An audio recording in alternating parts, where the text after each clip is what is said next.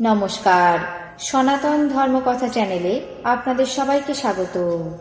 আজ বৈশাখ মাসের 2 তারিখ বৃহস্পতিবার, কৃষ্ণপক্ষের চতুর্দশী তিথি। মহাভারতের সভা পর্বের 23তম অধ্যায়ে অন্তিম অংশ, জরাসন্ধের পুত্র সহদেবের রাজ্য অভিষেক পর্ব শুরু করব। নারায়ণং নমস্কৃত্য নরং চৈব নরোত্তমং দেবীং সরস্বতীং ব্যাসাম ততো জয়মুদীরয়েৎ। বন্দী রাজাগণ মুক্ত হয়ে কৃষ্ণের শরণাগত হলেন। তারা বললেন, আপনি রাজাদের দুষ্কর কর্ম করলেন। কৃষ্ণ বললেন, রাজা যুধিষ্ঠির রাজসূয় যজ্ঞের অনুষ্ঠান করার বাসনা করেছেন। আপনারা সেই সাম্রাজ্যে ইচ্ছুক ধার্মিকের সাহায্য করুন, এটাই আমার প্রার্থনা। রাজাগণ বললেন, আমরা তাই করব। জরাসন্ধ পুত্র সহদেব অমাত্যদের সঙ্গে পুরোহিতকে আগে নিয়ে অতি বিনীতভাবে প্রণিপাত করে বাসুদেবের উপাসনা করে তার শরণাপন্ন হলেন। পুরুষোত্তম কৃষ্ণ ভয়ার্ত সহদেবকে অভয় দান করে তার দেওয়া বহুমূল্য রত্ন সমস্ত কিছুই গ্রহণ করলেন। কৃষ্ণ, ভীম এবং অর্জুন একত্রে আনন্দিত হয়ে সহদেবের সৎকার এবং পূজা গ্রহণ করে সেই মগধ রাজ্যে তাকে অভিষিক্ত করলেন। মহাবাহু সহদেব মহাত্মগণের দ্বারা অভিষিক্ত হয়ে রাজধানীতে প্রবেশ করলেন। এদিকে শ্রীমান পুরুষোত্তম কৃষ্ণ ভুরি ভুরি রত্নজাত সংগ্রহ করে ভীম অর্জুনের সঙ্গে ইন্দ্রপ্রস্থে প্রস্থান করলেন।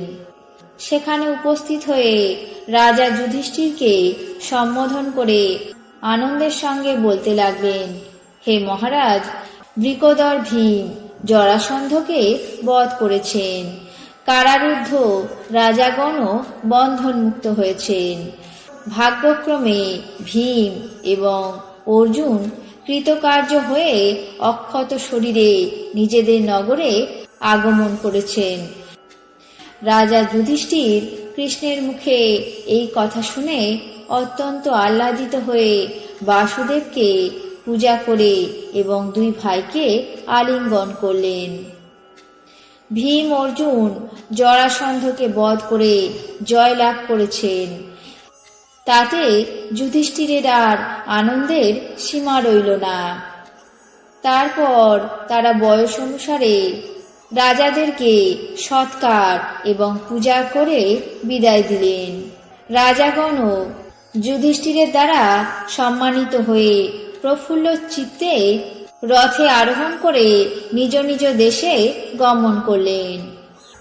বুদ্ধিমান কৃষ্ণ পাণ্ডবদের দ্বারা চিরশত্রু জরাসন্ধকে বিনষ্ট করে ধর্মরাজের আদেশ নিয়ে কুন্তী, কৃষ্ণা, সুভদ্রা, ভীম, অর্জুন এবং ধৌমকে আমন্ত্রণ করে ধর্মরাজ যুধিষ্ঠিরের দেওয়া মনস্তুল্যগামী সেই দিব্য রথে 10 দিক মুখরিত করে নিজের নগরে যাত্রা করলেন।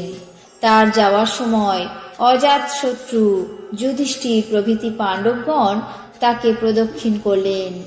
রাজা যুধিষ্ঠির জরাসন্ধের বধ সাধন এবং গিরিদুর্গ থেকে রাজাদেরকে উদ্ধার করায় তার যশরাশি ক্রমে ক্রমে চারিদিকে বিস্তৃত হয়ে পড়ল। হে ভরত বংশাবতাংশ রাজা জন্মেঞ্জয় এইভাবে পাণ্ডবগণ দ্রৌপদীর প্রীতিবর্ধন এবং সেই সময় প্রজা পালন করে পরম সুখে বাস করতে লাগলেন। আজ মহাভারতের সভা পর্বের 23তম অধ্যায়ের অন্তিম অংশ, জরাসন্ধ পুত্র সহদেবের রাজ্য অভিষেক পর্ব এখানেই শেষ করছি। বাকি অংশ আগামী পর্বে পাঠ করে শোনাব। এখন জেনে নেব আজকের দিনের 12টি রাশির রাশিফল। মেষ, পর উপকার। বৃষ, শুভ প্রয়াস। মিথুন, বিরচিত কার্য। কর্কট, সুনাম বৃদ্ধি।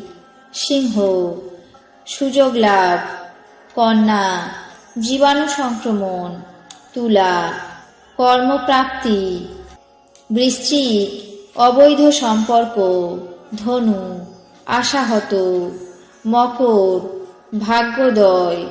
কুম্ভ, রোগমুক্ত। মীন, বাদানুবাদ। এই ছিল আজকের দিনের 12টি রাশির রাশিফল। আপনাদের কেমন লাগলো তা অবশ্যই কমেন্ট বক্সে জানাবেন। চ্যানেলটিকে সাবস্ক্রাইব করবেন, লাইক করবেন, শেয়ার করবেন। ধন্যবাদ।